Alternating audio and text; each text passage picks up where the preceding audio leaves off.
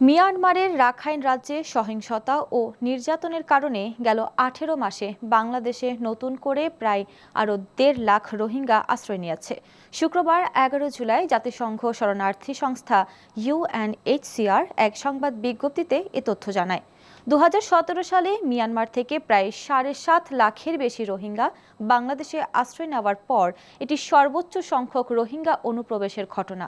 UNHCR জানায়, গেল June পর্যন্ত বায়োমেট্রিক পদ্ধতিতে নতুন ১,২১,০০০ রোহিঙ্গাকে শনাক্ত করা হয়েছে। তবে অনেককে এখন পর্যন্ত শনাক্ত করা যায়নি, যদিও তারা রোহিঙ্গা ক্যাম্পে বসবাস করছেন। কক্সবাজারের মাত্র ২৪ বর্গ কিলোমিটার জায়গায় প্রায় ১০ লাখ রোহিঙ্গা বসবাসের কারণে ইতোমধ্যে এটি বিশ্বের অন্যতম ঘনবসতিপূর্ণ ক্যাম্পে পরিণত হয়েছে। জাতিসংঘ বলছে, নতুন করে আরও রোহিঙ্গা আশ্রয় নেওয়ার বিদ্যমান সহায়তা ব্যবস্থার উপর চরম চাপ পড়ছে। ডিসেম্বরের মধ্যে খাদ্য সহায়তা সম্পূর্ণভাবে বন্ধ হয়ে যেতে পারে।